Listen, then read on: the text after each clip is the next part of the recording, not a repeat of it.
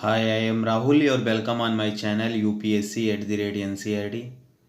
जैसा कि मैं विजन टेस्ट सीरीज डिस्कस कर रहा हूँ फॉर द यूपीएससी पीटी 2023 के लिए, जिसमें मैंने टेस्ट 9 तक डिस्कस कर लिया है, जो कि मेरे इसी चैनल पे अवेलेबल है। आप जाके वहाँ देख सकते हो। आज मैं डिस्कस करूँगा टेस्ट नंबर 10, जो कि पॉलिटी पे है। तो स्टार्ट करते हैं। पहला question, who among the following dignitaries takes the oath or affirmation to devote himself or herself to the service and the well-being of the people of India। okay, well-being of the people of India के बारे में कौन शपथ लेता है, यही पूछ रहा है। तो बेसिकली ये प्रेसिडेंट रहता है। ओनली प्रेसिडेंट शपथ लेता है कि to devote himself to the service and well-beings of the people of India। Okay, तो प्रेसिडेंट ए सही होगा। और देखते हैं प्रेसिडेंट क्या क्या शपथ लेता है। तो शपथ लेता है to faithfully execute the office, okay, and to preserve, protect and defend the constitution and the law. Okay, तो ये सभी जो है शेयर करता है प्रेसिडेंट। तो ये is the right answer. Next move करते हैं, सेकंड नंबर क्वेश्चन को देखते हैं। सेकंड है, as per the constitution of India the governor of which of the following states have special responsibilities with respect to law and order. Okay, governor जो है उसको special responsibility दी गई है लॉ एंड ऑर्डर रिलेटेड। तो basically वो Nagaland and Arunachal Pradesh केवल दो स्टेट हैं जिन्हें law and order related special responsibilities दी गई हैं। ओके, और जो असम है उसको ट्राइबल एरिया से रिलेटेड दिया गया है स्पेशल रिस्पॉन्सिबिलिटीज, और जो मणिपुर है उसको हिल एरिया से संबंधित।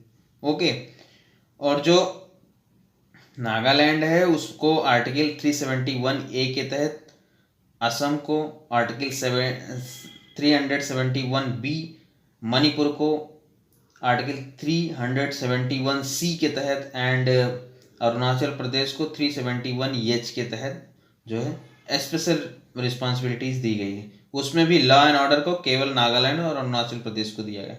तो सी आंसर है 1 and 4।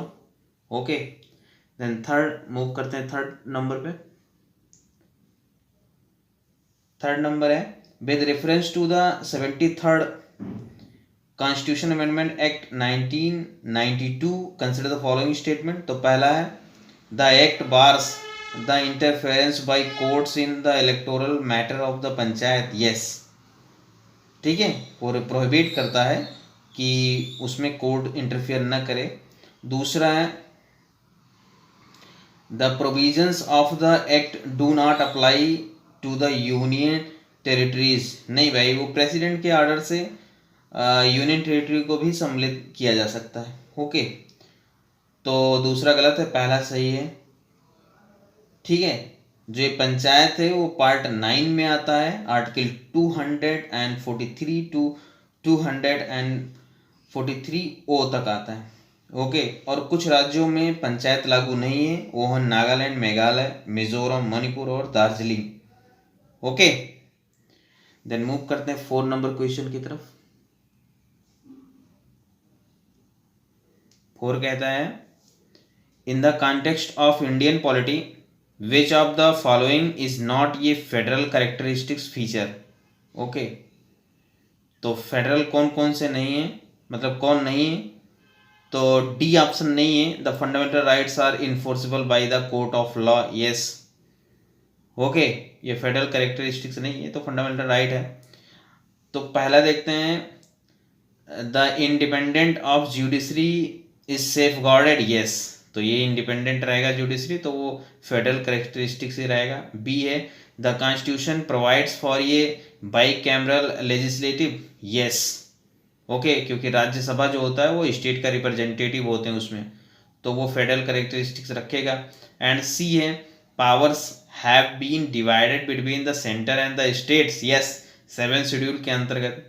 Okay, state list, central list, concurrent list and residuary list, residuary power जो कि पार्लियामेंट को दिया गया है। तो 1A, B, C ये सभी फेडरल करेक्टरिस्टिक्स पूछा है। कौन नहीं है तो डी नहीं है। और कुछ जान लेते हैं फेडरल करेक्टरिस्टिक्स के बारे में। तो जो रिटर्न कॉन्स्टिट्यूशन होता है वो फेडरल करेक्टरिस्टिक्स रखता है। सुपरमेसी ऑफ द कॉन्स्टिट्यूशन वो भी फेडरल करेक्टरिस्टिक्स है।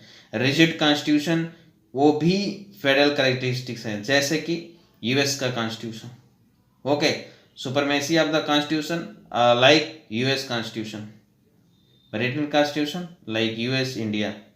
Okay, then D is the right answer. Next move करते हैं 5th नंबर क्वेश्चन पे।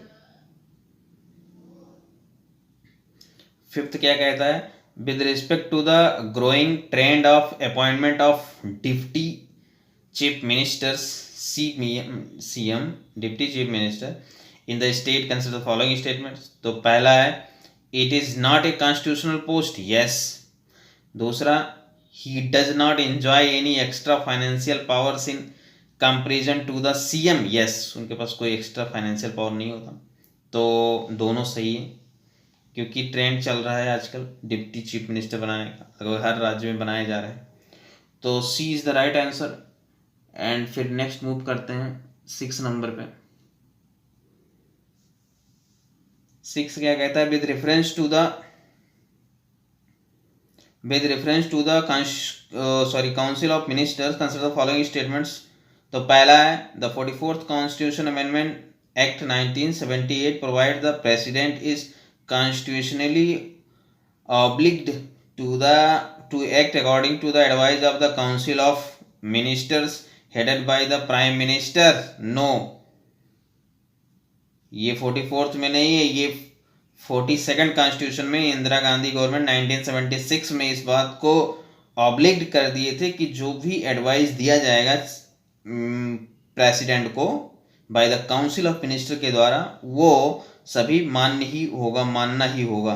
ओके, उसके बाद 44th कॉन्स्टिट्यूशन अमेंडमेंट 1978 में जो जनता पार्टी सरकार बनी थी, उन्होंने थोड़ा रिलैक्स दिया कि वो बिल को वापस भी कर सकते हैं। ओके, तो पहला गलत। दूसरा देखते हैं, the constitution of India requires every order of the presidents for a public act to be counter signed by a minister, yes, बिल्कुल गलत है, क्योंकि प्रेसिडेंट का हर ऑर्डर नहीं चाहिए। इसमें लिखा है require every order, no, India में नहीं है ऐसा। Okay, then D is the right answer, neither 1 nor 2। Next move करते हैं 7 नंबर पे।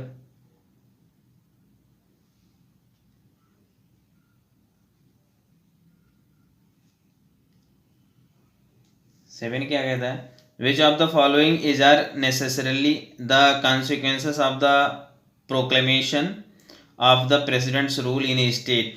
ओके, क्या क्या नेसेसरी है जब वो मतलब प्रेसिडेंट रूल लगेगा स्टेट में। तो पहला है president can make law relating to the state, no, parliament बनाएगा। प्रेसिडेंट गलत है, पहला गलत। दूसरा, assembly of the state is automatically dissolve, assembly of the state is automatically dissolve नहीं भाई, असेंबली डिसॉल्व नहीं किया था, केवल काउंसिल ऑफ मिनिस्टर हट जाते हैं। और थर्ड है president dismiss the state council of minister, yes. तो 3 is the right answer, C is the correct. The next move करते हैं 8 नंबर पे। 8 क्या कहता है? The provisions that the total number of the minister including the prime minister in the council of ministers shall not exceed 15% of the total strength of the Lok Sabha is mentioned in which of the following। तो constitution of India में mention है because 91 constitution amendment 2003 में जोड़ा गया है। Okay, then B is the right answer. The next move करते हैं 9 number पे। 9 है with the reference to the proclamation of the national emergency under article 352 consider the following statement. पहला है the national emergency has been declared only the 3 times in India, yes, 1960 to 71, and 75 1962 में जब China war हुआ था, 1971 में और migration हो रहा था इंडिया में ज़्यादा फ्रॉम द बांग्लादेश, इसलिए 71 में लगा था। 75 में इंदिरा गांधी ने इंटरनल डिस्टर्बेंस के कारण लगा दिया था। ठीक है, तो पहला सही है। सॉरी, दूसरा, the national emergency can be declared only on the ground of the war, external aggression no. इस दो के अलावा एक है आर्म रेबेलियन, ठीक है, जो कि 44 कॉन्स्टिट्यूशन अमेंडमेंट 1978 में जोड़ दिया गया था। पहले था कि इंटरनल एग्रेशन, इंटरनल डिस्टर्बेंस, उसके बाद उसको चेंज करके आर्म्ड रिवेलियन कर दिया गया था जनता पार्टी के द्वारा। ठीक है, तो दूसरा गलत है क्योंकि उसमें आर्म्ड रिवेलियन और होना चाहिए। थर्ड है, the president can proclaim a national emergency only after the receiving a written recommendation from the prime minister no. Cabinet से होना चाहिए। ये भी जनता पार्टी के द्वारा 44 कॉन्स्टिट्यूशन अमेंडमेंट 1978 के द्वारा जोड़ा गया है। इसी के द्वारा कैबिनेट वर्ड भी जोड़ा गया है यहीं पर। ठीक है, तो ये A is the right answer. Next move करते हैं, इसमें देख लो ये is the right answer. Next move करते हैं 10 नंबर पे। Under the provisions of the panchayat extension to the schedule areas act 1996, which of the following provisions were the extended to the panchayat in schedule areas. ठीक है, तो पहला है, the gram सभा shall be consulted before the making the acquisition of the land for the development projects. yes, ठीक है, उसका consult लेना होगा ग्राम सभा का। दूसरा, the recommendation of the gram सभा shall be mandatory for the grant of the mining leases for the minerals, minor minerals. yes, इसके लिए भी। एंड थर्ड है, planning and management of minor water bodies in the scheduled areas shall be entrusted to panchayat. yes.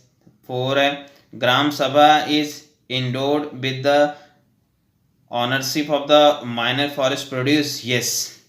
ठीक है, तो ग्राम सभा को काफ़ी पावर दिया गया है। बेसिकली ग्राम सभा जो होता है परमानेंट बॉडी होती है, ग्राम पंचायत जो है वो केवल 5 साल की बनाई जाती है। ठीक है, तो D is the right answer है। इसके अलावा वो प्रिजर्व करेंगे, ग्राम सभा प्रिजर्व करेगा ट्रेडिशन एंड कस्टम को, वो मिनरल्स को भी देखेगा। ठीक है, ये सब ग्राम सभा देखेगा पैसा के तहत। ओके, और पैसा जो है वो 5th शेड्यूल पर अप्लाई नहीं होता, ये ध्यान में रखना है। नेक्स्ट मूव करते हैं 11 नंबर पे। तो इसमें डी सही है। नेक्स्ट 11 को देखते हैं। 11 क्या कह रहा है,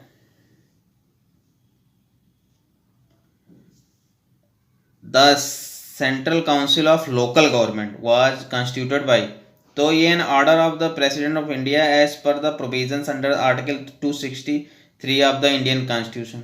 ओके, इन 1954 में इसे कॉन्स्टिट्यूटेड किया गया था, और इसका जो चेयर करता है वो यूनियन मिनिस्टर होता है। ओके, देन नेक्स्ट मूव करते हैं, तो इसका ये is the right answer. Next move करते हैं 12 नंबर। 12 क्या कहता है, 12 कहता है, in which of the following cases the Rajya Sabha has equal power and status as that of the Lok Sabha. तो पहला देखते हैं, elections and impeach of the president. Yes, okay, क्योंकि 1/4 मेंबर लाते हैं तो दोनों के 1/4 ला सकते हैं proposal.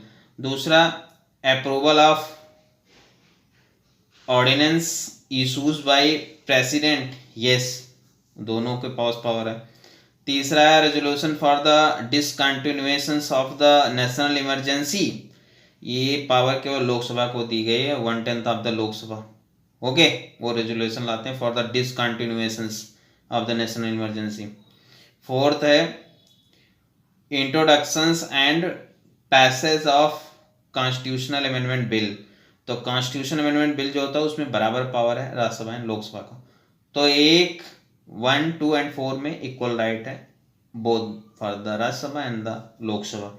Then C is the right answer. Next move करते हैं 13 पर। C is the right answer. Next move करते हैं 13 पे। 13 क्या कहता है, consider following statements regarding the appointment and conditions of service of advocate general of state के बारे में पूछ रहा है। तो पहला है an individual who has been an advocate of A high court for the 10 years is eligible and can be appointed as the advocate general, yes. दूसरा, a person holding A judiciary office in the territory of India for the 5 years is eligible and can be appointed as the advocate general 10 year, okay, वो judiciary office में काम किया हो तो फिर होगा। तो दूसरा गलत है। तीसरा है, तीसरा क्या कहता है, the remunerations of the advocate general is determined by the state legislation, no, ठीक है, गवर्नर डिसाइड करता है, स्टेट लेजिस्लेशन नहीं। वो भी गवर्नर जो है वो काउंसिल ऑफ मिनिस्टर के एडवाइस पर। तो इसका ये is the right answer. Next move करते हैं 14 number. With reference to the legislative procedures in the state legislatures in India, consider the following statements. तो पहला है, the legislative council can detain or delay the authority bill for a maximum period of the 3 months. No, 4 month होता है, first instance में 4 month and second instance में 1 month। तो पहला गलत है। दूसरा है, the constitution does not provide for the mechanism of the joint setting of the both house to resolve the disagreements between the two houses, yes. State level पे जो state legislative होते हैं उसमें कोई भी जॉइंट सेटिंग का provision नहीं, यही कह रहा, तो सही है। थर्ड देखते हैं।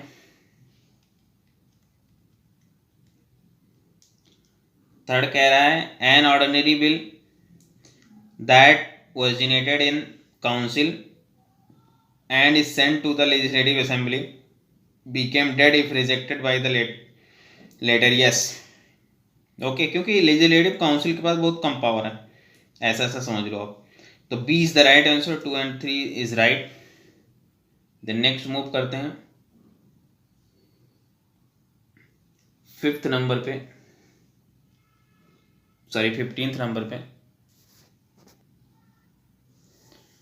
तो 15 नंबर है, it is granted when fund to meet the proposed expenditure on a new service can be made available by the reappropriations demand for the grant of a token sum of ₹1, ₹1 है तो notice करो, is submitted to the vote of the Lok Sabha, and if assented funds are made available, reappropriations involve the transfer of the funds from the one head to another. It does not involve any additional expenditure. Which of the following types of the grant has been described in the passage given above? तो ये token grants होगा, okay, क्योंकि ₹1 की बात करता है। Then C is the right answer, and vote of credit and exception grants, supplementary grants, ये सब आप देख लेना नचविकांत से। नेक्स्ट मूव करते हैं 16 नंबर पे। तो इसका सही था सी, टोकन ग्रांट्स। नेक्स्ट देखते हैं 16 number, consider the following statements regarding the joint setting of the two houses in parliament. तो पहला है, ये कोरम टू कॉन्स्टिट्यूट ये joint setting in 1/10 of the total members of the two houses, yes, 1/10 होना चाहिए दोनों मेंबर को मिला के, दोनों हाउस के। दूसरा, the bill is dispute shall be passed by a majority of the total numbers of the members of the both houses present and the voting in the joint setting, yes, simple majority से पास होना चाहिए। Third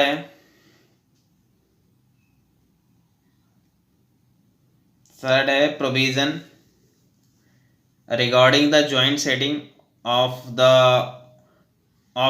the two houses was invoked for the first time, Dowry Provisions Act Bill 1960, yes, okay, पहली बार 1960 में dowry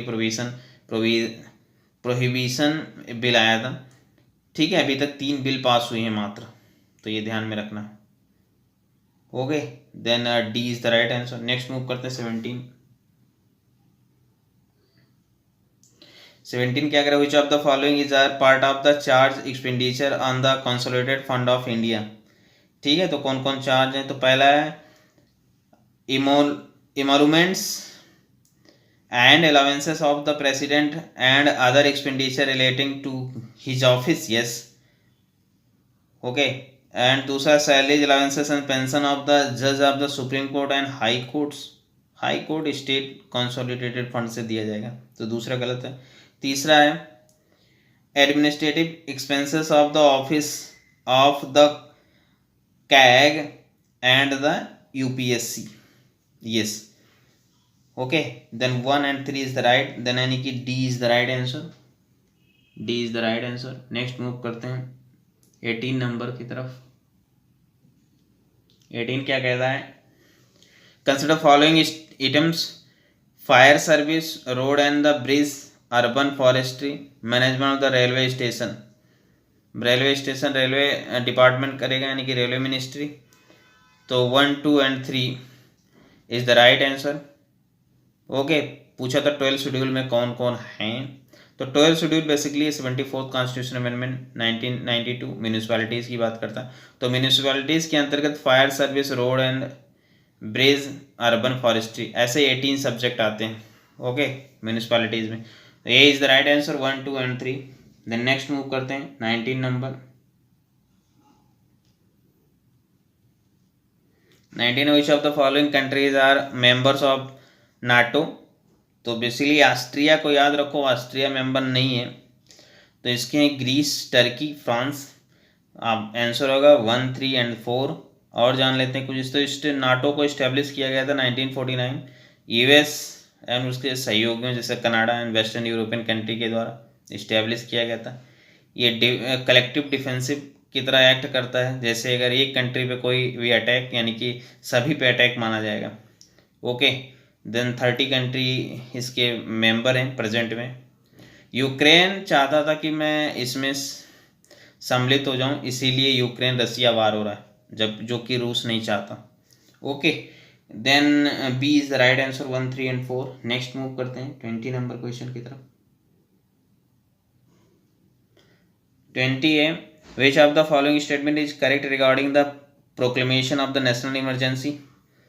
ठीक है, तो B is the right answer, क्योंकि उसमें है emergency can be extended for an indefinite period with the approval of the parliament every 6 month। ठीक है, आप 6 महीने पे उसको अप्रूवल प्राप्त करो और इनडिफिनिट टाइम तक बढ़ा सकते हो, तो ये सही है। पहला देखते हैं क्या है इसमें, the proclamation must be approved by the both the houses of the parliament with in the 2 month, नहीं, with in the 1 month from the date of its issue, तो पहला गलत। सी देखते हैं, resolution approving the proclamation of the emergency must pass by the simple majority, no, special majority से पास होना चाहिए resolution को। डी है, revocation of the national emergency require parliamentary approval, no, president any time उसे revoke कर सकते हैं। Then इसका बी पूछा था कौन सही है, तो B is the right answer. Next चलते हैं 21 पे। 21 क्या कह रहा है, with reference to the state executive consider the following statements regarding the council of minister। तो पहला है, the council of minister cannot tender advice to the governor after their dismissal, okay, मतलब वो जब तक बना रहेगा, जब तक कि उसका कंटिन्यू टिल सक्सेसर, उसका सक्सेसर जब तक ना आ जाए, ओके, यानी कि the council of minister can not tender advice to the governor after their dismiss, नहीं दे सकता है, तो पहला गलत है। दूसरा, the nature of the advice tender by the council of minister can not be inquired in a court of law, yes, okay, then B is the right answer, only 2। Next move करते हैं 22। Consider following statements with reference to the public bill and private bill, तो पहला है the introduction of a public bill. Public bill वो होता है जो minister के द्वारा लाया जाए, ठीक है, तो पहला है the introduction of the public bill in the house require the 7 days notice, whereas a private bill मतलब member, other member than the ministers. Private bill introductions in the house require the 1 month's notice. Yes. Then right है statement. दूसरा, ये public bill is drafted by the concerned department in consultation with the law departments, unlike a private bill that is drafted by the concerned member. Yes. जो public bill होगा वो department से draft किया जाएगा और जो प्राइवेट बिल होगा वो मेंबर खुद उसको ड्राफ्ट करेगा, कंसर्न करे। पूछा है कौन गलत नहीं है, तो दोनों गलत नहीं है, यानी कि दोनों सही हैं। D is the right answer, neither 1 nor 2। Next move करते हैं 23 नंबर पे। क्या है भाई? 23 है, under the constitution of India the president has power to remove which of the following dignitaries. तो पहला है attorney general of India, yes उसको हटा सकता है प्रेसिडेंट। दूसरा गवर्नर ऑफ स्टेट, यस इसको भी हटा सकता है। थर्ड है स्पीकर ऑफ द लोकसभा, नहीं भाई इनको रेजोल्यूशन पास करना होगा बाय द लोकसभा तब वो हटेंगे। एंड 4 है chairman of the union public service commission, yes इनको भी प्रेसिडेंट ही हटाएगा। तो इसका आंसर होगा 1, 2 and 4। Okay, C is the right. Next move करते हैं 14 नंबर की तरफ। 14 क्या कहता है? इन the context of the Indian constitution consider following statements regarding the mutual delegations of functions between the centre and states. Okay, mutual delegation की बात करता है सेंटर स्टेट में। तो पहला है the centre can delegate its legislative power to a state only with the previous consent of the state government. No, 2 or more state को उस पे बनाना देना होगा। Okay, not only 1 state. Okay, only 1 state के रिकमेंडेशन पे नहीं होगा, 2 or more state. Okay, तो पहला गलत। दूसरा देखते हैं, दूसरा क्या कहता है? सॉरी, दूसरा है president can entrust the executive functions of the centre to a state without the consent of the state. President नहीं कर सकता, पार्लियामेंट करेगा। Okay, then 2 also wrong. Next देखते हैं थर्ड कहता है the governor of a state may entrust the central government any of the executive function of the state. Yes, then D is the right answer, only 3.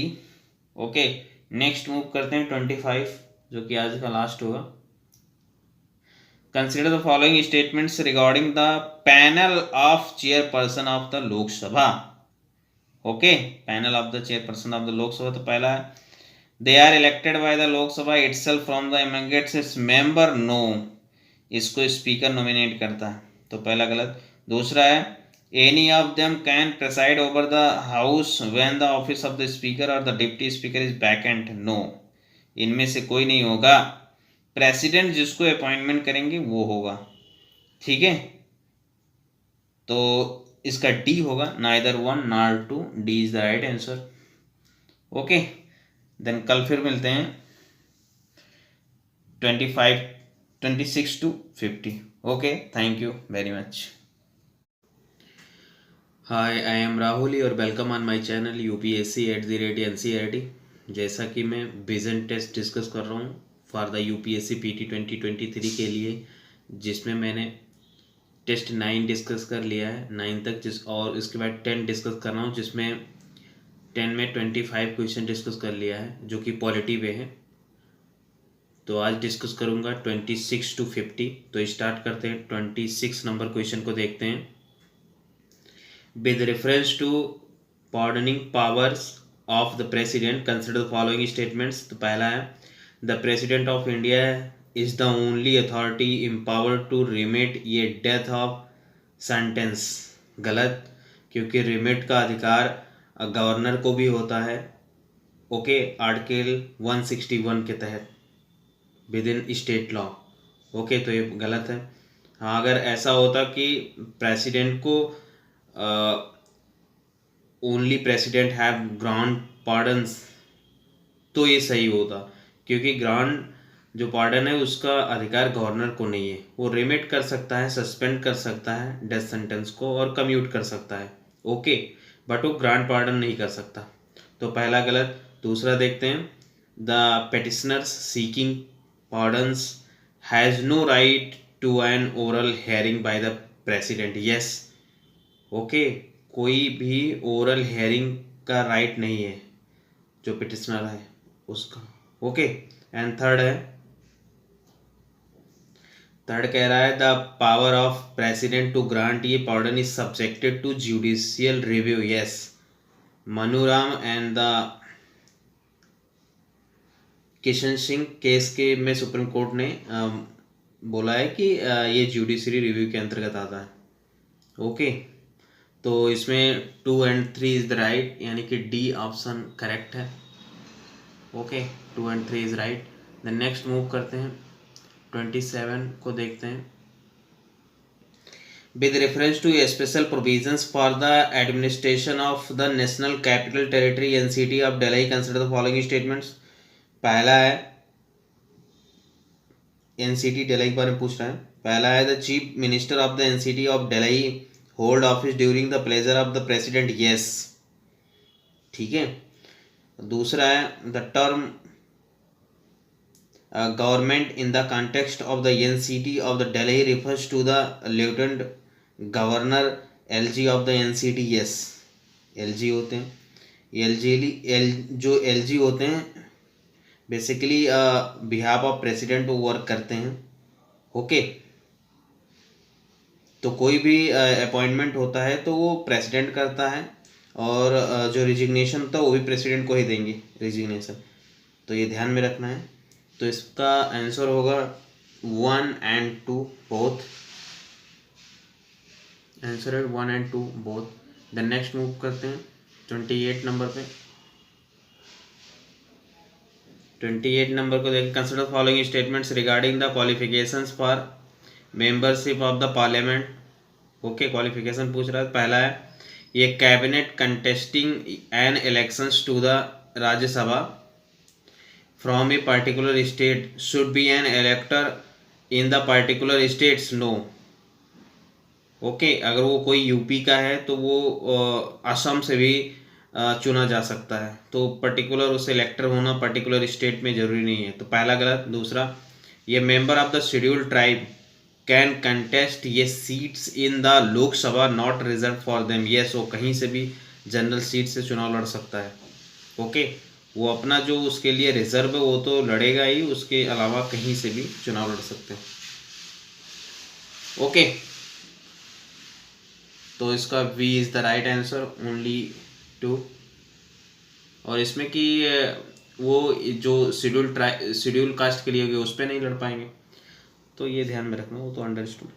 And 29, which of the following commission या committee recommended that the convention of the governors acting as the chancellor of the universities and holding other statutory provisions should be done away with and his role should be confined to the constitutional provision only। तो ये Punchhi commission में बोला गया 2007 में, जिसके तहत governor chancellor होगा universities का, ओके। और जो है वो स्टेटरी प्रोविजन को भी होल्डिंग करेगा, तो पुंछी कमीशन बोला 2007 में, तो B is the right answer. Next move करते हैं, 30 को देखते हैं। 30, which of the following provisions of the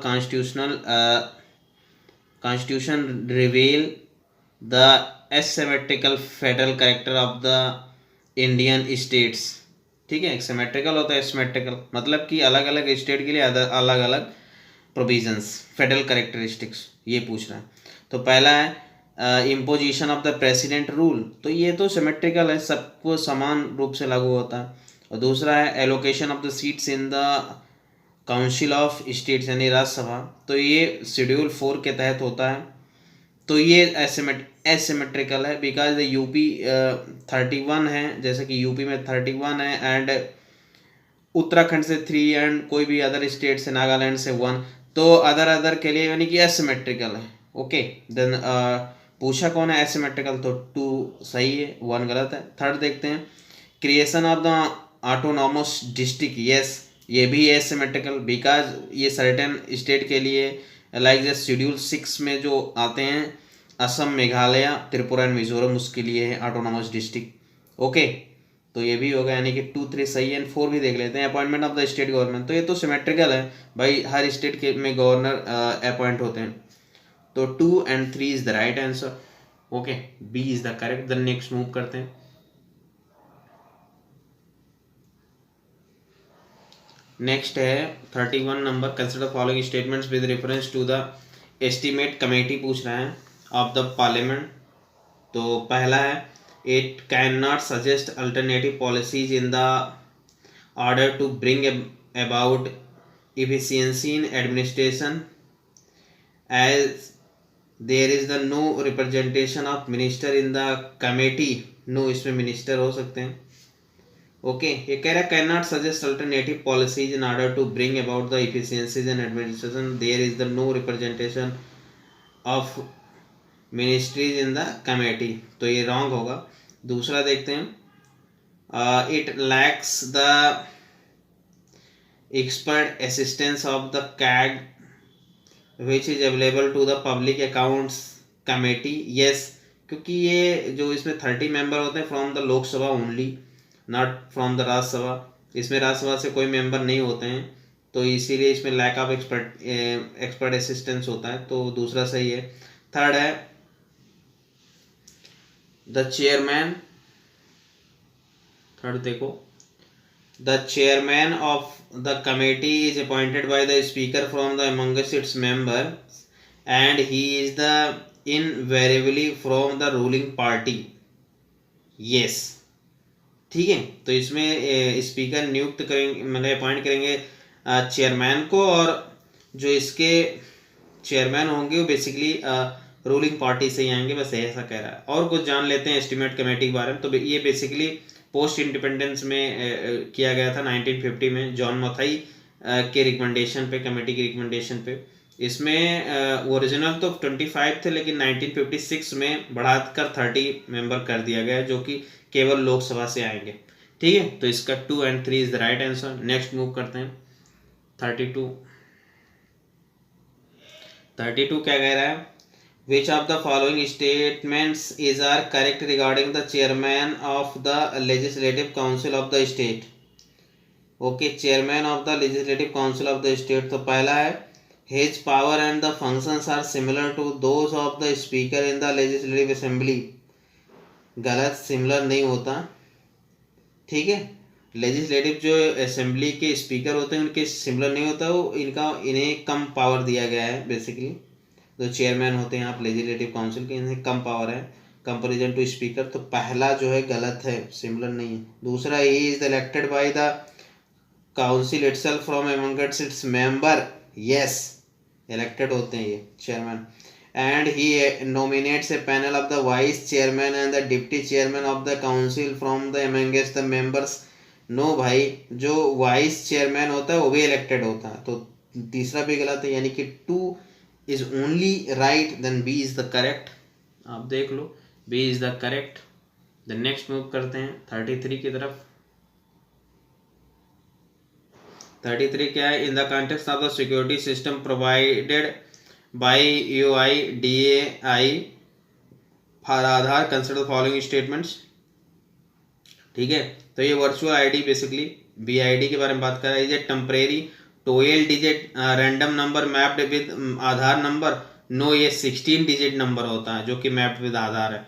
ठीक है, तो पहला गलत। दूसरा है, VID यानी कि virtual ID can be use in the live of the Aadhaar number whenever eKYC services are performed, yes, तो 2 only is the correct, B is the correct. Next move करते हैं, B करेक्ट है, तो next move करते हैं 34 क्या कह रहा है, with reference to the state legislative consider the following statement, unless a members take the oath he can not vote but can participate in the proceeding of the house. No, जब तक वो शपथ नहीं लेगा तब तक प्रोसीडिंग में भाग नहीं लेगा। और वो वोट भी नहीं करेगा, तो पहला गलत है। दूसरा, salaries and allowances from the for the members of the state legislatures are determined by the parliament by the law. No, parliament नहीं, स्टेट लेजिस्लेटिव डिसाइड करेगा salaries and allowances for the members of the state legislative. Okay, then next move करते हैं, मतलब sorry इसी में और देखते हैं थर्ड क्या है। तो थर्ड क्या कह रहा है, the constitution provides for the reservation of the seats for the schedule caste in the assembly of the each state on the basis of population ratios. Yes, population ratio के हिसाब से ही शेड्यूल कास्ट को reservation दिया गया है। तो third is the correct answer and B is the only, वो A is the right answer, यानी कि 3 सही है तो ये सही होगा। फिर देखते हैं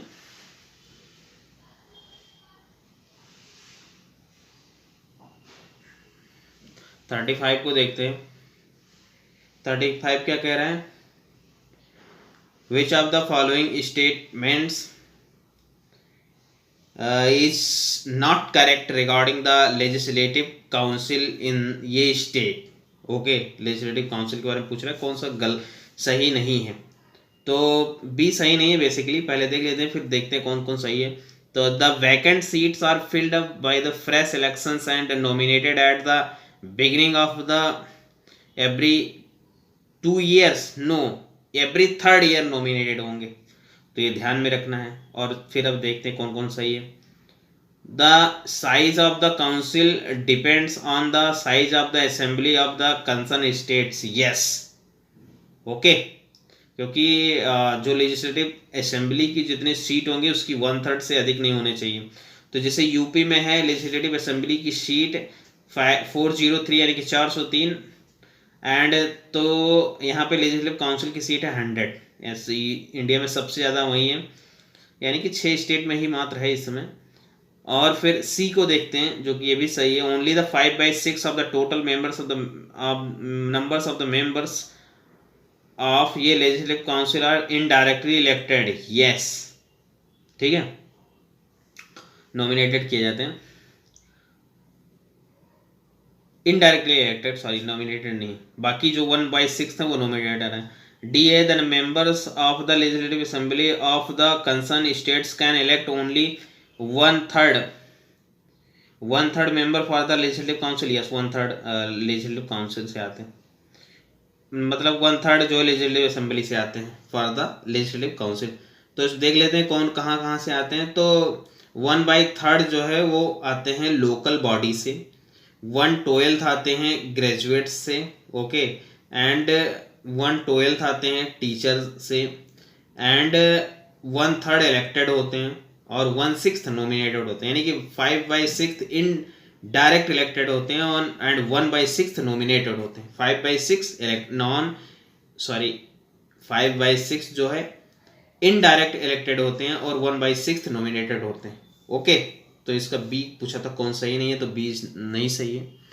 फिर नेक्स्ट देखते हैं 36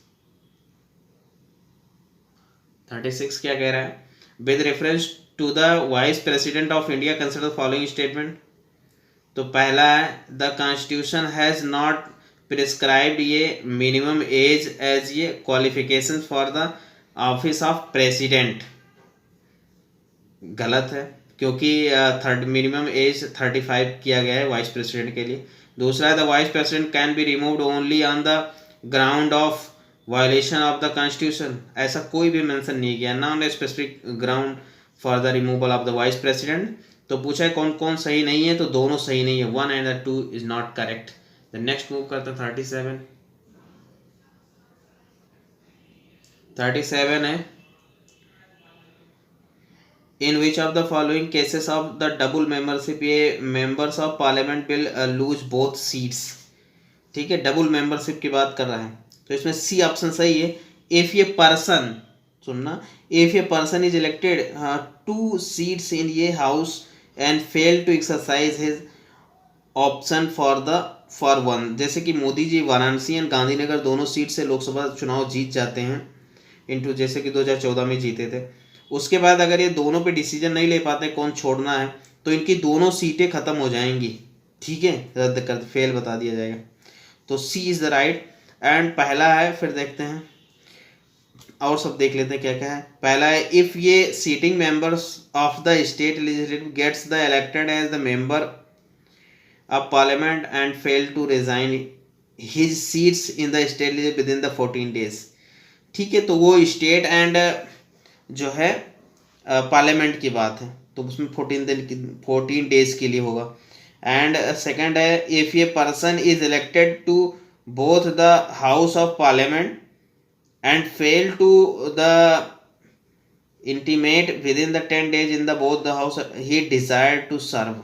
यस, अगर वो दोनों हाउस में चुन लेंगे, लोकसभा एंड राज्यसभा, ठीक है, तो उन्हें विद इन 10 days में बताना होगा। लेकिन पूछा था कि डबल मेंबरशिप, माने कि मतलब एक ही हाउस में दो दो जगह से चुन के आ जा रहे हो, उसके बारे में पूछ रहा। लूज बोथ सीट्स, वो इसमें सब में एक एक सीट लूज करेंगे, ओके। लेकिन जो वो मैंने मोदी जी का एग्जांपल दिया, उसमें दोनों सीट लूज कर जाएंगे।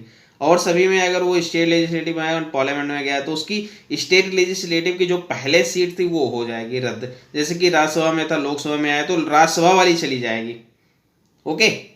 तो इसका सी करेक्ट होगा, इसमें दोनों सीटें चली जाएंगी उनकी। तो हो गया इसका। अब फिर देखते हैं 38। Consider following statements with reference to the passage of the ordinary bill in the parliament. तो ऑर्डिनरी बिल के बारे में तो पहला है, the first reading of the bill involve the introduction of the bill only after its the publication in the gazettes. No, बहुत साथ साथ होते हैं, बिल इंट्रोड्यूस किया जाएगा और गैजेट में आएगा, ठीक है, तो पहला गलत। दूसरा है, the second reading involve the stage of the general discussion, yes, okay. And third है, the third reading is confined to acceptance or the rejections of the bill as a whole with the amendments, गलत है, ठीक है। तो इसका 2 होगा, only 2, यानी कि बी करेक्ट। नेक्स्ट मूव करते हैं 39। In the context of the environmental science, the term nurdles is often seen in news. It is referred to, तो बेसिकली प्लास्टिक रॉ मटेरियल्स हैं जिसका यूज किया जाएगा बॉटल्स वगैरह बनाने में, ओके। अभी श्रीलंका न्यूज़ में था, because he import this type of noodles, okay. तो ये is the correct answer. Next move करते हैं 40 नंबर। 40 क्या कह रहा है, which of the following statements is not correct with respect to the whale shark. तो व्हेल शार्क के बारे में देख लेते हैं। पहला है, it is the largest among the fish species, yes, सबसे बड़ी है। B, it is the currently listed as the critical endangered species on the IUCN red list of the threatened species. No, ये क्रिटिकली इंडेंजर्ड नहीं है, endangered species में आता है, endangered में आता है। And C, it is found in the all the tropical oceans water of the world, yes. And D, it is a filter feeder, yes, okay. Then B is the correct, मतलब जिसमें पूछा था कि कौन सही नहीं है, तो B सही नहीं है। नेक्स्ट मूव करते हैं 41। 41 बेसिकली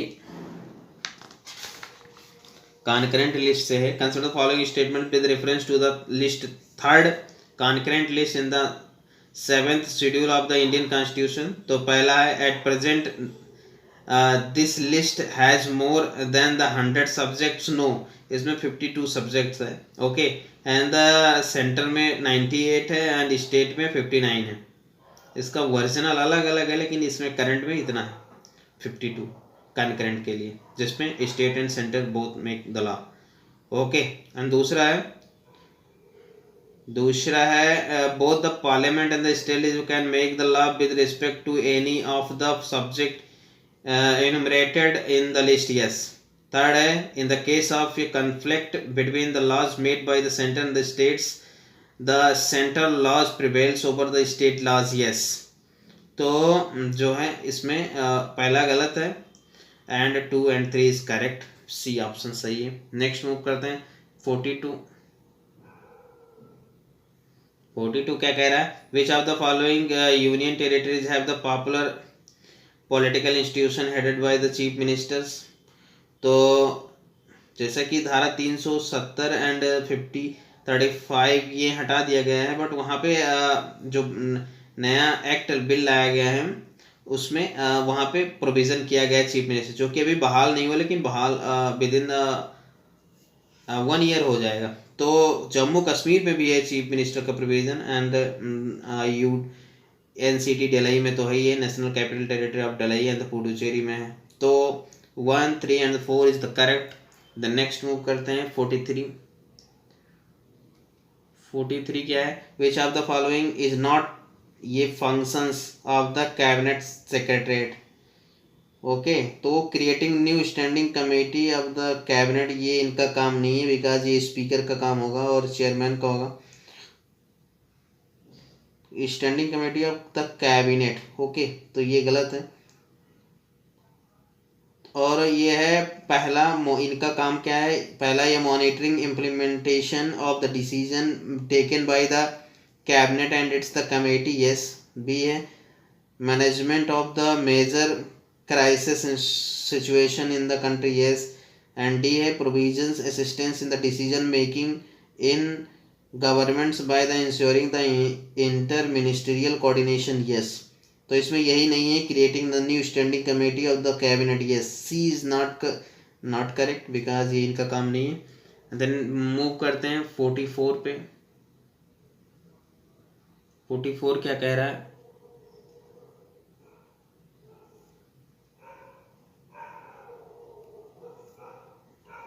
है कंसिडर फॉलोइंग स्टेटमेंट्स। पूछा है 6 शेड्यूल में कौन कौन से हैं। The 6 schedule of the constitution of India provides a special provision for how many of the states given above. Okay, तो इसमें basically Tripura and Mizoram 2 and 4 यानी कि ओनली 2 स्टेट्स। ओके, क्योंकि जो 6 शेड्यूल है उसमें 4 स्टेट आते हैं, असम, मेघालय, त्रिपुरा एंड मिजोरम। ओके, झारखंड जो दिया गया थर्ड पे, ये आता है शेड्यूल 5 में, जो कि शेड्यूल एरिया की बात करता है। और शेड्यूल 6 है वो ट्राइब एरियाज की बात करता है। अब देखते हैं कि शेड्यूल 5 में कौन कौन से हैं। तो बेसिकली आंध्र प्रदेश, तेलंगाना, झारखंड, छत्तीसगढ़, गुजरात, हिमाचल प्रदेश, मध्य प्रदेश, महाराष्ट्र, उड़ीसा एंड राजस्थान, ये सब आते हैं। Okay, then B is the correct. Next move करते हैं 45 पे। Consider following statements regarding the revenue of the urban local bodies ELBs। तो पहला है the devolution of the funds to ELBs from the state government is made on the basis of the recommendation of the state finance commission, yes. दूसरा है ELBs यानी कि urban local bodies can raise loans from the financial institution only with the prior approval of the central governments, no, prior approval of the state governments, क्योंकि state के अंतर्गत आते हैं local bodies. Okay, then A is the correct. Next move करते हैं, A correct. Next 46 पे देखते हैं। Which of the following statements is correct regarding the office of the speaker and the deputy speaker. तो डी करेक्ट है, क्योंकि इसमें कहा गया है Ananthasayanam Ayyangar was the first deputy speaker of the Lok Sabha, yes. और स्पीकर थे GV मलवांकर, फर्स्ट स्पीकर थे ये। अब देखते हैं कौन कौन गलत है और इसमें कौन कौन सही होंगे। ये में Frederick Whyte was the first elected, no, in 1919 act के तहत 1921 में इस्टेब्लिश किया गया था ये दोनों को। तो वहाँ उस समय अपॉइंट होते थे, इलेक्टेड नहीं होते थे। तो पहला गलत है। दूसरा है the institution of the speaker and the deputy speaker originate under the provision of the government of India act 1935, no, ये 1919 के तहत था, तो दूसरा भी गलत है। थर्ड है Vithal Bhai J Patel was the first appointed deputy speaker of the central legislative assembly, no, Shashi Nath Sinha थे। तो सभी गलत है, यानी कि पूछा था कौन सही है, तो डी सही है। Okay, D is the correct, देख लो डी। द नेक्स्ट मूव करते हैं 47 with reference to the administration of the schedule areas consider following statements. तो पहला है the power to amend the constitution provision for the administration of the schedule area, okay, in any state is vested with the parliament, yes, schedule area के बारे में parliament के पास power है। And दूसरा है the legislatures of the state having a schedule area can only increase but not decrease in the size of the schedule. ये schedule area no, इन्हें कोई भी अधिकार नहीं है इंक्रीज डिक्रीज करने का, ये प्रेसिडेंट करेंगे, तो दूसरा गलत है। तीसरा है तीसरा क्या कह रहा है, the governor of the states with the schedule areas has power to modify the provision of act of the parliament in the relation to the such areas. Yes, तो ये सही है, वो यानी कि 1 and 3 is the correct, C option सही है। Next move करते हैं 48। Consider following statements. पहला है the Indian constitution provides that the financial bill must be enacted with in the 75 days of its introduction. गलत, ठीक है, क्योंकि कॉन्स्टिट्यूशन ऐसा कुछ प्रोवाइड नहीं कराता कि 75 डेज के अंदर होना चाहिए। ये provisional collection of the taxes act of 1931 के तहत है। ओके, तो पहला गलत। दूसरा है unlike the appropriation bill the amendment seeking to reject और रिड्यूस ये tax can be moved in the case of the finance bill. Yes, okay, तो 2 सही है, ओनली टू यानी कि बी ऑप्शन सही है। नेक्स्ट मूव करते हैं 49। 49 में क्या कह रहा है, 49 में कह रहा है which of the following departmental standing committee jurisdictions comes under the Lok Sabha.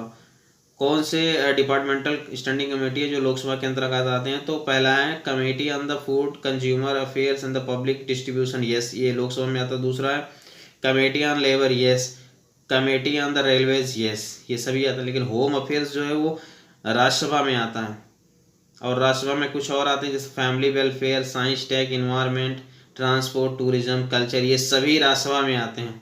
ठीक है, तो सी सही है, 1 2 3 एंड 1 2 3 जो कि लोकसभा के डिपार्टमेंटल स्टैंडिंग कमेटी है, देख लो, C is the correct. Next move करते हैं 50 में। Who is the chairman of the national water resources council, तो ये बेसिकली प्राइम मिनिस्टर ही होते हैं। ओके, इस प्रकार 50 क्वेश्चन समाप्त होता है। फिर नेक्स्ट मिलते हैं 51 to 75। Thank you very much. Hi, I am Rahul और welcome on my channel UPSC@NCERT। जैसा कि मैं प्रेजेंट टेस्ट डिस्कस कर रहा हूँ फॉर द UPSC PT 2023 के लिए, जिसमें मैं 10 टेस्ट नंबर 10 डिस्कस कर रहा हूँ। ओके, उसमें मैंने 50 क्वेश्चन डिस्कस कर लिया। आज मैं 51 to 75 डिस्कस करूँगा, तो स्टार्ट करते हैं। 51 नंबर क्वेश्चन है, कंसिडर द फॉलोइंग स्टेटमेंट। पहला है the payments from the public account of India can be made without parliamentary approval. No, parliamentary approval लेना होगा क्योंकि पैसे कंसोलिडेटेड फंड ऑफ इंडिया से आएगा। ओके, तो पहला गलत। दूसरा, the contingency fund of India is held by the finance minister on the behalf of the president. Finance minister नहीं होंगे, फाइनेंस सेक्रेटरी, ओके, वो हेल्ड करते हैं। तो प्रेसिडेंट के बिहाफ पे फाइनेंस सेक्रेटरी हेल्ड करते हैं, तो दूसरा भी गलत है। तीसरा है the public account of India is operated by executive action. Yes, ये एग्जीक्यूटिव एक्शन से होता, तो C is the right, only 3। Okay, then next move करते हैं 52 नंबर पे। सॉरी,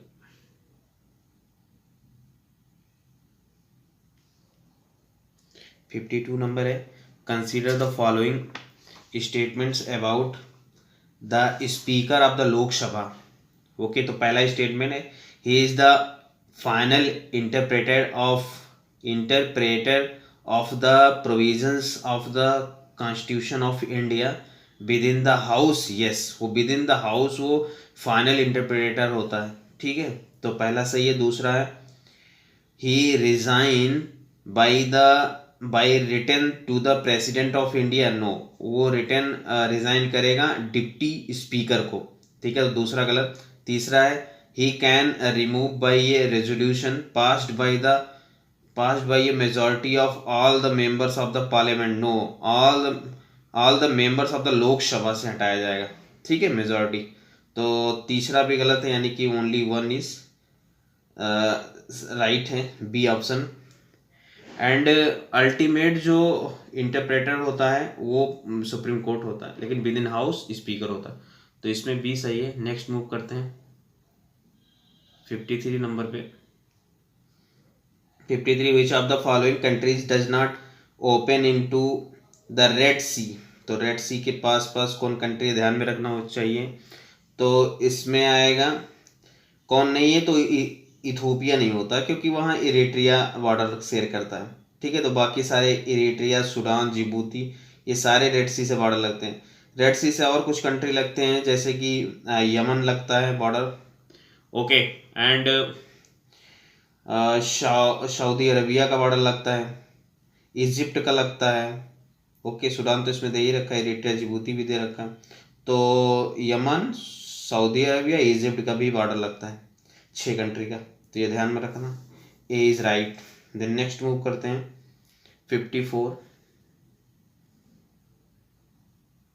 54 है पीएलएफएस से संबंधित। With reference to the periodic labour force survey PLFS consider the following statement, तो पहला है it release by the national statistical office NSO, yes, and दूसरा है it estimates the unemployment rate in the current weekly status in the interval of the 3 month for the both the urban and the rural areas, नहीं, जो urban जो current weekly status होता है वो basically urban के लिए ही केवल होता है, ओनली अर्बन, तो ध्यान में रखना है, तो only one is the right, A, only one. Then next move करते हैं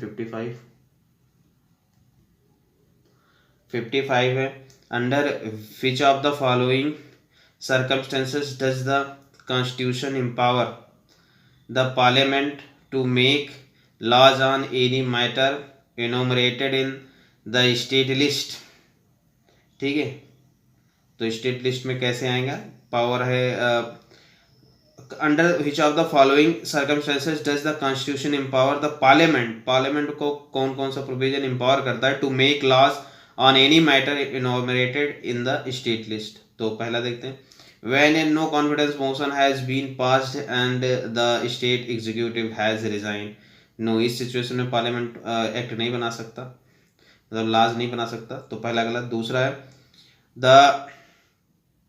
when the राज्यसभा पास ये resolution empowering the parliament to make laws on the matter in the state list, yes, article 249 के तहत राज्यसभा को ये अधिकार है कि वो रेजोल्यूशन ला सकता है, तो दो बी सही, मतलब दो सही है। तीसरा देखते हैं तीसरा है when the legislative of the state pass a resolution requesting the parliament to enact laws on a matter in the state list, तो एक स्टेट नहीं, 2 और मोर स्टेट अगर वो मांग करते हैं, रेजोल्यूशन पास करते हैं, पार्लियामेंट से रिक्वेस्ट करते हैं, तो वो स्टेट लिस्ट पे लॉ बनाएंगे, ठीक है, तो तीसरा भी गलत है, यानी कि ओनली 2, यानी कि ये option is the right. Next move करते हैं 56 नंबर क्वेश्चन पे। 56 नंबर पे which of the following statement can be regarded as the discretionary power of the governor, discretionary power of the governor, तो पहला है to determine the amount of the royalty from the minerals explorations to be paid to tribal district councils by the state government, yes, minerals exploration में होता है उसको discretionary power। दूसरा है recommendation for the president rule in the state, yes, इसमें भी होता है। तीसरा है while exercising his functions as the administrator of an adjoining union territory, yes, इसमें भी होता है, तो तीनों सही है, तीनों में डिस्क्रिशनरी पावर होता है गवर्नर को। देन 1, 2 एंड 3 राइट है, डी ऑप्शन। नेक्स्ट मूव करते हैं 57 कंसिडर फॉलोइंग स्टेटमेंट्स। तो पहला है the subsidy on fertilizers covered under the nutrient based subsidy scheme is directly paid to farmers. No, ये डायरेक्टली फर्टिलाइजर कंपनी को मिलता है, किसान को नहीं मिलता। ठीक है, तो पहला गलत। दूसरा है the maximum retail price MRP of the urea and the phosphorus and potash fertilisers are statutorily fixed by the union government. केवल यूरिया को फिक्स करता है, रेगुलेट करता है गवर्नमेंट, बाकी फास्फोरस एंड पोटाश को डीरेगुलेटेड है। ओके, उसे रेगुलेट नहीं किया जाता। तो दूसरा भी गलत है। तीसरा the fertiliser control order 1985 is administered by the department of the fertiliser. No, department of the agriculture corporation है। ठीक है, तो तीनों गलत हैं और पूछा था कौन कौन गलत है, तो तीनों गलत है। 1, 2 and 3 all are wrong. Okay, then next move करते हैं 58। Consider following statements regarding the municipalities in India. तो पहला है like corporations they are established by the act of the concern state legislature. Yes. दूसरा है the council is the legislative wings of the municipality and is headed by the president or chairman. Yes.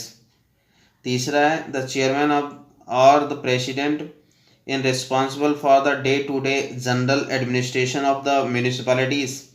No, इसको chief executive officer जो होता है वो head करता है, उसको रिस्पॉन्सिबिलिटी है day to day general administration of the municipalities. Okay, तो इसमें थर्ड गलत है, यानी कि 1, 2 इज राइट, यानी कि option D is right. Then next move करते हैं 59 की तरफ।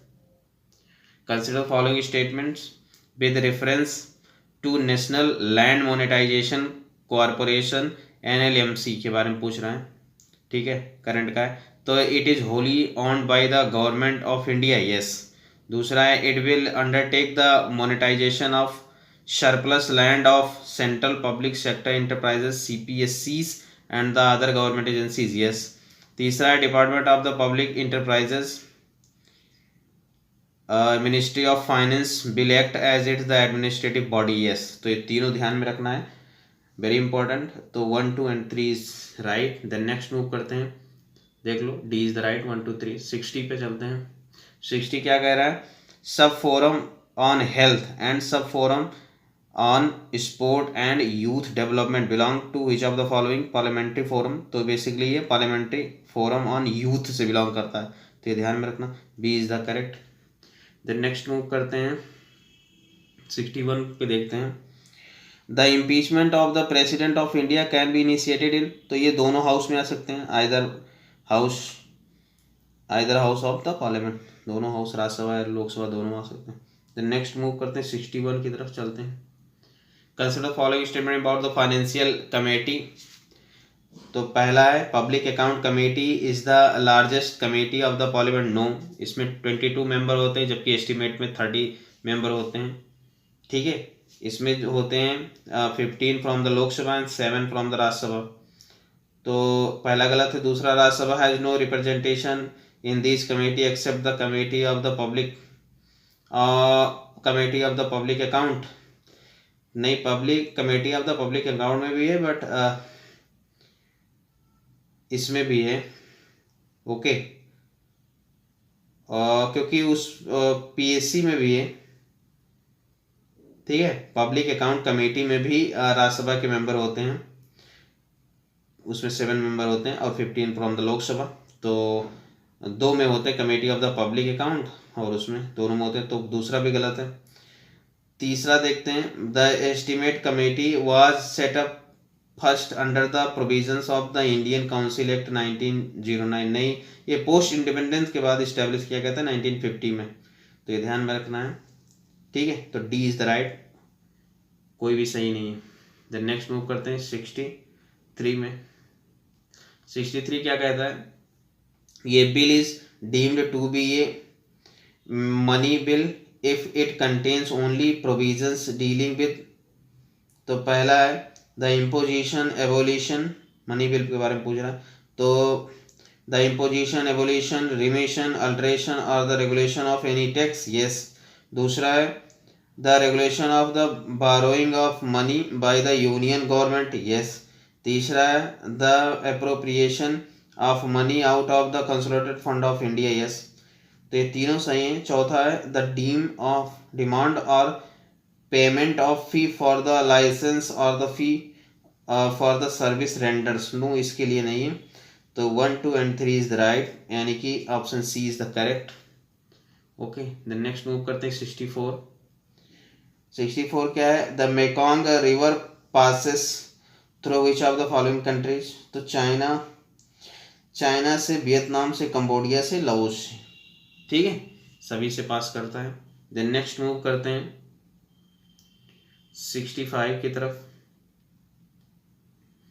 65 recently seen in news general network access, GNA refers to, तो बेसिकली ये open and the non discriminatory access to the inter state electricity transmission system, ठीक है, तो B is the correct. Then next move करते हैं 66 की तरफ। 66 क्या कहता है? Which of the following are the compulsory provision of part 9 of the Indian constitution, तो पहला है 5 year term of office to the panchayat at all level, yes, ये कंपल्सरी प्रोविजन है, 5 year टर्म होगा ऑल लेवल का। और दूसरा है reservation of 1/3 of the seat for the women in panchayat at all 3 levels, yes. तीसरा है इस्टेब्लिशमेंट ऑफ ये state election commission for the conducting elections to the panchayat, yes. तो तीनों सही हैं, 1, 2 and 3। Okay, then next move करते हैं 67 को देखते हैं। In the context of the river linking project in India consider following statements regarding the Ken Betwa link project, तो पहला है it envisaged water transfer from the Betwa to Ken, नहीं, केन टू बेतवा में होता है, तो ये ध्यान में रखना, पहला गलत। दूसरा Betwa river is tributary of the Yamuna river and Ken river is ये tributary of the Narmada river, no, दोनों केन एंड बेतवा दोनों जो है वो यमुना की ट्रिब्यूटरी हैं, राइट बैंक ट्रिब्यूटरी हैं, ठीक है, तो दूसरा भी गलत। तीसरा है both Betwa and Ken originated from the Vindhya range, yes, Vindhya range से होते हैं, तो तीसरा सही है, यानी कि 3 बी ऑप्शन सही है। नेक्स्ट मूव करते हैं 68। An ordinance issued by the president of India, पहला है can not contravene fundamental rights any more than an act of parliament, yes, भाई पार्लियामेंट जितना पावर है उतना ही रहता है, ऑर्डिनेंस में अधिक नहीं होता, तो पहला गलत, पहला सही है, ठीक है। और दूसरा है can repeal an act of the parliament on ये subject in the concurrent list of the 7th schedule of the constitution, yes, repeal किया जा सकता है। ओके, तो दूसरा भी सही। तीसरा है can have a maximum life of the 6 month in the case of the non approval bye the parliament, 6 month plus 6 week भी होता है, ठीक है, जब पार्लियामेंट स्टार्ट होता है उसके लिए 6 week में पास होना जरूरी होता है, तो तीसरा गलत है, यानी कि 1, 2 इज राइट। नेक्स्ट मूव करते हैं 69 की तरफ, जो कि UNEP से with reference to united nation environment programme UNEP consider following statement, पहला है it was founded as a result of the united nation conference on the human environment in 1972, yes, Stockholm conference भी बोलते हैं इसे, तो पहला सही है। दूसरा है it is headquartered in Nairobi Kenya, yes. तीसरा है it organizes the environment assembly which meets biannually to set the priorities for global environment policies, yes, तो तीनों सही हैं, 1, 2 and 3 all is right. The next move करते हैं 70 की तरफ। 70 क्या कहता है? The constitution provide for grant in aid to the states from the central resources in this context consider the following statement.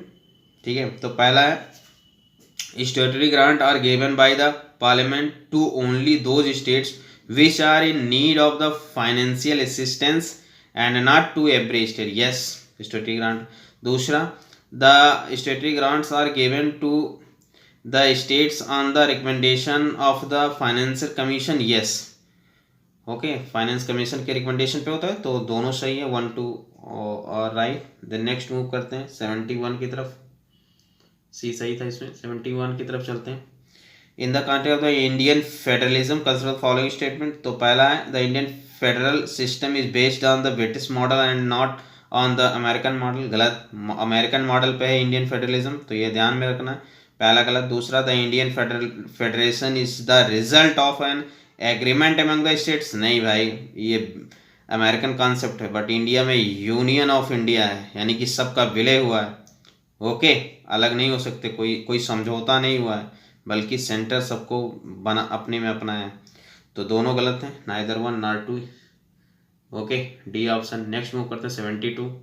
72 क्या कहता है? The constitution of India mandates which of the following states to have a separate minister in the charge of the tribal affairs. तो भाई ये छत्तीसगढ़ में है, yes. Jharkhand में है, यस। बिहार में नहीं है, ठीक है। उड़ीसा में है, महाराष्ट्र में भी नहीं है, मध्य प्रदेश में। तो 1 2 4 एंड 6 सही है, तो ध्यान में, तो फैक्ट है। फिर नेक्स्ट मूव करते हैं 73। FATF के बारे में पूछ रहा है। पहला FATF with reference to financial action task force, FATF consider following statements. तो पहला है it was formed under the aegis of the Interpol to combat the terrorism finance and the money laundering. भाई ये तो करता है combat terrorism financing and money laundering के लिए, बट इसे G7 ने बनाया है, ठीक है, उसने फॉर्म किया, तो पहला गलत। दूसरा, इंडिया हैज बीन ये member of the FATF since its foundation. No, ये 2010 में इंडिया मेंबर बना है, तो दूसरा भी गलत। तीसरा है FATF secretariat is housed administratively at organisation for the economic cooperation and development. Yes, वो OECD के अंतर्गत ही काम करता है, ठीक है, मतलब उसी के हाउस में। तो बी सही है, यानी कि ओनली थर्ड, देख लो, only third is right, B. Next move करते हैं 74। In the context of the Indian constitution consider the following statements regarding the borrowing powers of the centre and the states. तो पहला है ये state government can borrow directly from within and outside India upon the security of the consolidated fund of India states. No भाई, वो outside of India नहीं कर सकता वो, ठीक है, डायरेक्टली, तो पहला गलत। दूसरा है ये state with an outstanding loan towards the centre can not raise any loan without the consent of the centre. Yes, ठीक है, तो दूसरा सही है। तो फिर 75 देखते हैं, बी सही है इसमें। 75 देखते हैं, जो कि आज का लास्ट है। A doubt and the disputes relating to the election of the president or the vice president are decided by, तो ये सुप्रीम कोर्ट के द्वारा डिसाइड होता है कोई भी disputes and doubts. Okay, then B is the right. Okay, तो 75 कल समाप्त होता है। अब नेक्स्ट मिलेंगे 76 to 100। Okay, thank you very much. Hi, I am Rahul, your welcome on my channel UPSC@NCERT। जैसा कि मैं vision test for the PT UPSC 2023 के लिए डिस्कस कर रहा हूँ, जिसमें मैं टेस्ट 10 डिस्कस कर रहा हूँ। उसमें आज मैं 76 to 100 नंबर क्वेश्चन डिस्कस करूँगा। तो स्टार्ट करते हैं। 76 नंबर क्वेश्चन को देखते हैं। The rules for the allocation of the business of the government of India are made by, तो जो बिजनेस होता है वो प्रेसिडेंट के द्वारा बेसिकली उसको मेड किया जाता है। Okay, government of India allocation and business rule 1961 के तहत, ओके, जिसमें कॉन्स्टिट्यूशन आर्टिकल 77 में प्रेसिडेंट को ये पावर देता है, ठीक है। ये प्रेसिडेंट का डिस्क्रिशनरी पावर नहीं है, ये PM के एडवाइस पे वर्क करता है, ठीक है। तो एलोकेशन ऑफ बिजनेस वो प्रेसिडेंट करता है। तो C is the correct. Next move करते हैं 77। Consider following statements regarding the deputy chairman of the Rajya Sabha. पहला है he is nominated by the chairman of the Rajya Sabha. No, वो नॉमिनेटेड नहीं होता, वो भी इलेक्टेड होता है। ठीक है, तो पहला गलत। दूसरा, see he perform the duties of the chairman of the Rajya Sabha when the vice president act as a president. Yes, ठीक है, वो चेयरमैन की तरह काम करता है जब वाइस प्रेसिडेंट जो प्रेसिडेंट की तरह काम करने लगता था। ठीक है, तो 2 इज राइट एंड 3 देखते हैं। He is responsible to the chairman of Rajya Sabha. वो चेयरमैन के प्रति नहीं, वो डायरेक्ट राज्यसभा के प्रति रिस्पॉन्सिबल होता है। Okay, then third also wrong. तो ओनली 2 इज राइट, यानी कि ए ऑप्शन सही है। ओके, देन नेक्स्ट मूव करते हैं 78। How is the radio frequency identification RFID tag different from the quick response मतलब QR कोड। ओके, तो पहला है QR code requires the scanner to have a direct line of the sight, whereas the RFID tag can be scanned without a direct line of sight. Yes, ठीक है, तो इसमें difference है। दूसरा है QR code allow to read and write data and from the code, whereas RFID tag in the static and cannot be changed। नहीं भाई, RFID tag जो है वो स्टैटिक है बट चेंज किया जा सकता है। ठीक है, तो दूसरा गलत है, only 1 is right, then A option is correct. Then next move करते हैं 79। 79 क्या कहता है? With reference to the parliamentary committee of privilege in India consider following statement. पहला है both Lok Sabha and Rajya Sabha have separate committee each on the parliament privileges. Yes. दूसरा है members of the committee include both elected and nominated members. No, इसमें केवल nominated member होते हैं। 10 member होते हैं लोकसभा से एंड 15 लोकसभा से एंड 10 राज्यसभा से। Okay, then second option wrong है। थर्ड देखते हैं, the functions of the parliamentary committee of privilege are semi judicial in nature. Yes, वो सेमी जुडिशियल इन नेचर है, तो 1 and 3 is right, then C option is correct. देख लो, C option is correct. Then next move करते हैं 80 number question की तरफ। Passage जो पूछा है कौन सा एरिया है, तो पढ़ते हैं। It is created for the administration of A town, okay, which does not yet fulfil all the condition necessary for the constitution of a municipality, though it functions within the framework of the State Municipal Act. Only certain provisions of the act apply to it, but unlike the municipality, it is an entirely nominated body। ये ध्यान रखना है, nominated member है, and that is all its member including the chairman are nominated by the state government। तो basically ये होते हैं local body में नोटिफाइड एरिया कमेटी। ओके, तो ये ध्यान में रखना है। डी ऑप्शन करेक्ट है, notified area committee. Next move करते हैं 81 पे। Consider following statement with reference to lavender. पहला है it is a native to Europe. Yes. दूसरा है in India its cultivation is restricted to north eastern Himalaya. No, ये जम्मू कश्मीर में 20 डिस्ट्रिक्ट ऑफ जम्मू कश्मीर में होता है। ठीक है, तो दूसरा गलत है। थर्ड है lavender oil has anti viral and anti bacterial properties that help heal scrapes and bites. Yes, okay, heal scrape and bites के लिए काम करता है, anti bacterial and anti viral है, तो C is correct. 1 and 3 is right. Then next move करते हैं 82 पे की तरफ। 82 क्या है? Which of the following initiative form part of the interoperable criminal justice system ICJS project क्या है? तो बेसिकली ये crime and the criminal tracking and network system को देखता है। दूसरा ई-प्रिजन एंड ई-फोरेंसिक्स भी देखता है। तो ये तीनों सही हैं, 1, 2 एंड 3 याद रखना। Inter operable criminal justice system ICJS project. Okay, D is correct. Then next move करते हैं 83।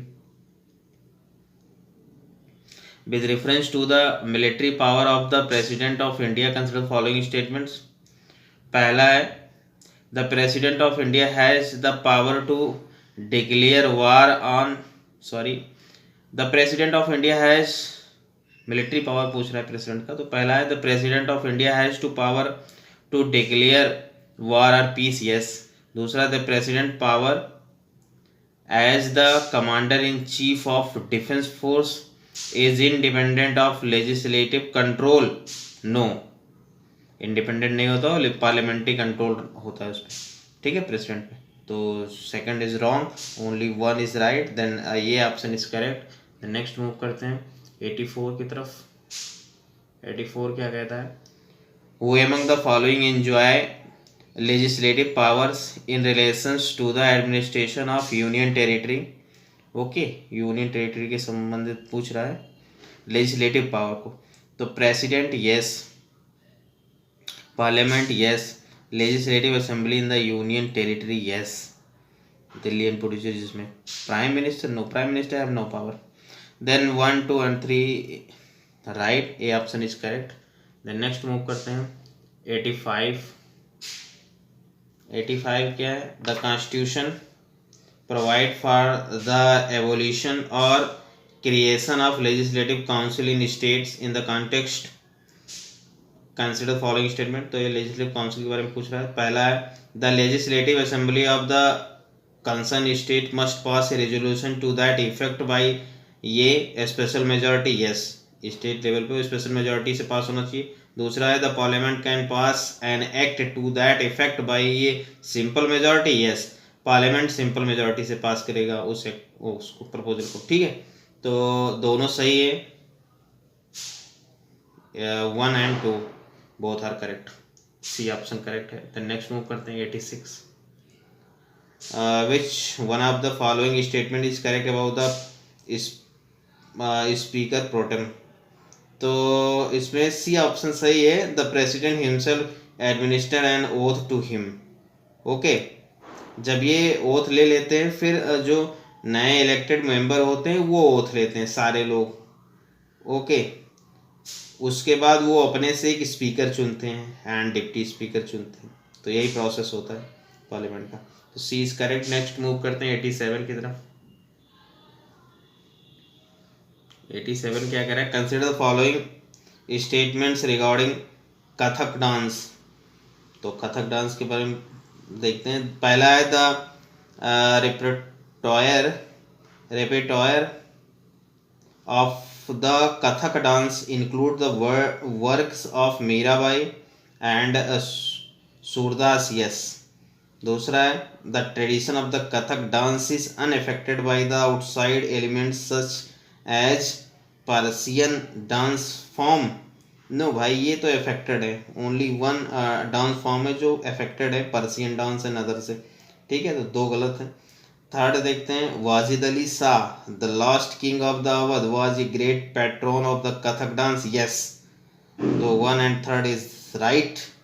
ओके, जो ये कथक डांस है ये बेसिकली नॉर्थ इंडिया का नेटिव है। ओके, तो 1 and 3 is correct, C option. The next move करते हैं 88 की तरफ। With reference to the national population register consider following statement. पहला है it is a register of all usual resident of the country regardless of the whether they are citizens और non citizen of India, yes. दूसरा है it is prepared under provisions of the census act 1948, no. ये citizenship act 1954 and rules 2000 and citizen rules 2003 के तहत होता है। Okay, तो ये सही है, दूसरा गलत है, only one. The next move करते हैं 89। Recently 12th ministerial conference of World Trade Organization was held in Geneva. In this context, consider the following statements. तो पहला है the ministerial conference is the world's top decision making body, okay, and usually meet every 6 month. No भाई, every 2 year पे meeting होता है इसका, तो पहला गलत है। दूसरा है ये डिसीजन टू एडमिट ये new members to WTO is taken by a 2/3 majority in the ministerial conference. Yes, ये सही, तो only 2 is right, B option correct है। नेक्स्ट मूव करते हैं 90 की तरफ। 90 क्या कहता है, which of the following is correct regarding financial emergency under article 360 of the Indian Constitution? Okay, तो बेसिकली यह है resolution approval the proclamation of the financial emergency require only a simple majority. Yes, बाकी सारे गलत हैं क्योंकि मैं देख लेता हूँ तब भी। ये ऑप्शन है proclamation declaration financial emergency can be approved only by the Lok Sabha. No, दोनों से, लोकसभा एंड राज्यसभा दोनों से अप्रूवल लेना होगा। दूसरा है it can be extended for an the indefinite period with an the approval of the parliament for every 6 month. No, एक बार अप्रूवल ले लो फिर आपको बढ़ाने की जरूरत नहीं, वो लागू रहेगा जब तक आप उसको प्रेसिडेंट रिवोक नहीं करेंगे। तो दूसरा भी गलत है और तीसरा सी तो सही है। डी देखते हैं, it was declare for the first time during the financial crisis of 1991। नहीं भाई, ये भारत में कभी भी नहीं लागू हुआ। ओके, तो सी सही है। नेक्स्ट मूव करते हैं 91 की तरफ।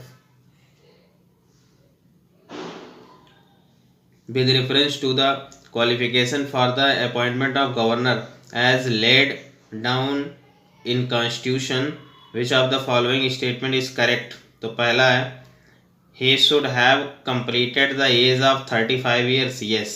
दूसरा है he should be qualified for elections as a member of the state legislative assembly. No, ऐसा कोई भी प्रोविजन गवर्नर के लिए नहीं है, वो तो प्रेसिडेंट एंड वाइस प्रेसिडेंट के लिए कि प्रेसिडेंट लोकसभा का मेंबर बनने का एलिजिबिलिटी रखता हो और वाइस प्रेसिडेंट जो है वो राज्यसभा का क्वालिफिकेशन रखता हो। ओके, तो दूसरा गलत है। तीसरा देते हैं he must not be unsound mind और एन द अनडिस्चार्ज इंसॉल्वेंट। ऐसा कुछ भी उल्लेख नहीं है कॉन्स्टिट्यूशन में, ठीक है। तो थर्ड भी गलत है, ओनली वन इज राइट, यानी कि ये ऑप्शन करेक्ट है। नेक्स्ट देखते हैं 92, ये सही है। 92 की तरफ बढ़ते हैं। 92 क्या कहता है, consider the following statements regarding the appointment of the governor of the state. फिर गवर्नर पे ही है। पहला है the 42nd constitutional Amendment Act 1976 provided for the appointment of the same person as governor of the 2 or the more states। तो ये 42nd constitution amendment के तहत नहीं है, ये 7 कॉन्स्टिट्यूशन अमेंडमेंट 1956 के तहत है। ओके, तो पहला गलत। दूसरा है the office of the governor is considered not employment under the central government. Yes, supreme court का जजमेंट है कि ये सेंट्रल गवर्नमेंट का एम्प्लॉयर नहीं है, ये स्टेट गवर्नमेंट का है। तो जो है दूसरा सही है। तो पूछा था कौन गलत है, तो पहला गलत है। ओके, देन ये इज़ करेक्ट, ये इज़ करेक्ट। नेक्स्ट मूव करते हैं 93 की तरफ।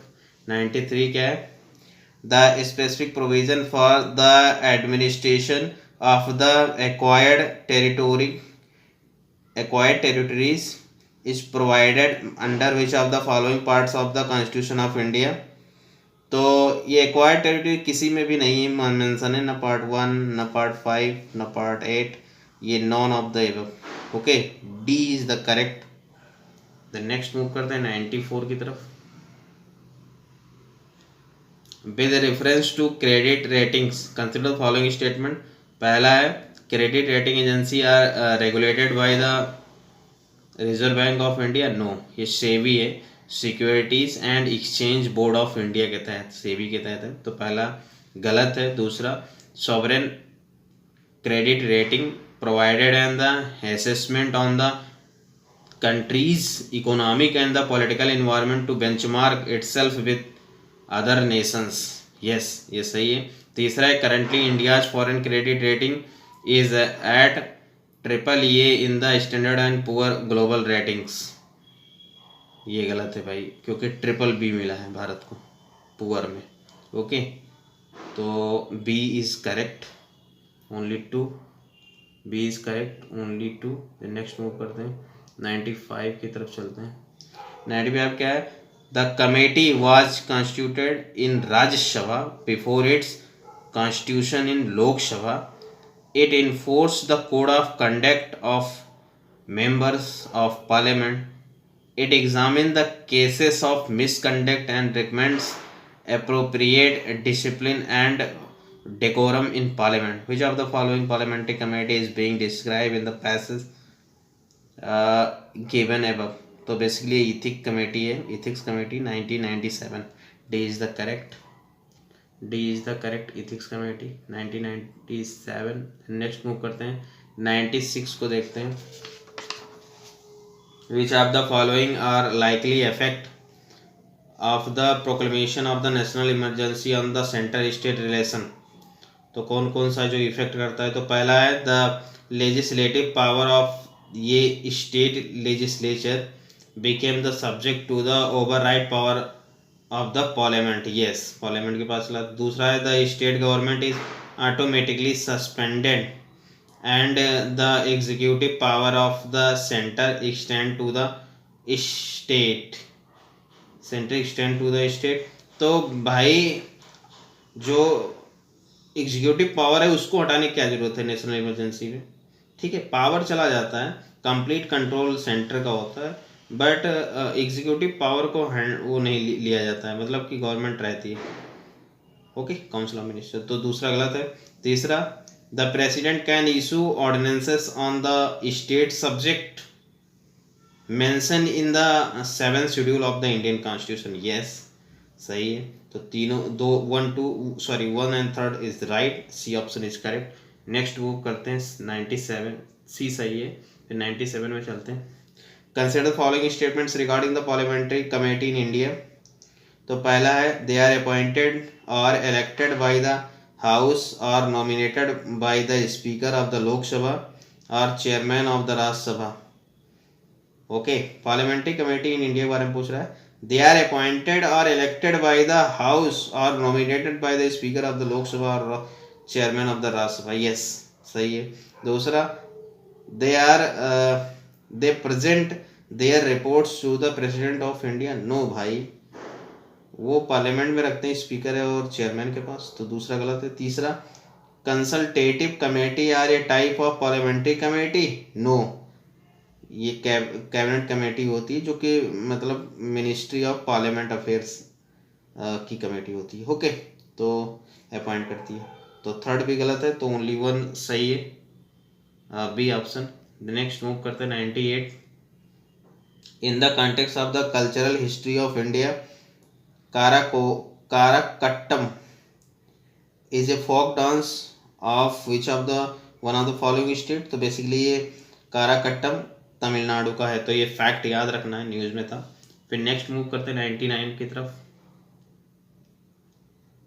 The union government has provided for a specific tax regime with respect to virtual digital asset in 2000 in budget 2022-23. in this context consider the following statement. तो पहला है ये non fungible token comes under the definition of ये virtual digital asset in India. Yes, okay, तो उसमें आ गया. दूसरा है any income from the transfer of any virtual digital asset is exempt from the taxation in India. नहीं भाई, exempt नहीं है, 30% टैक्स लगेगा बजट 2022-23 के तहत. ठीक है. और थर्ड है losses incurred during the transaction of virtual assets can be set off against any other income. No भाई, दूसरे के इनकम पर नहीं सेट होगा. तो तीसरा भी गलत है, तो only 1 is right, A option correct है. देन लास्ट देखते हैं 100 नंबर क्वेश्चन. तो इसमें देख लो, दिखाना भूल गया था, तो फिर ये ओनली 1 सही है. नेक्स्ट है 100. 100 में क्या है, 100 है in which of the following conditions the cut motion can not be considered valid. Okay, तो पहला है it should not raise a question of the privilege, yes ये सही है। दूसरा it should not relate to expenditure charge on the consolidated fund of India, yes ये भी सही है। तीसरा it should relate to one demand only, yes only one demand only, तो ये तीनों सही हैं। और जो फोर्थ है it can make suggestion for the amendment और रिपील ऑफ एग्जिस्टिंग लॉ, ये गलत है भाई। तो इसमें पूछा था कौन गलत है, तो यही डी गलत है, मतलब 4 गलत है, तो 4 option is wrong, 4 is wrong. Okay, इस तरह से टेस्ट नंबर जो 10 है वो समाप्त होता है। 11 में मिलेंगे, वो भी पॉलिटी पे है। Okay, thank you very much.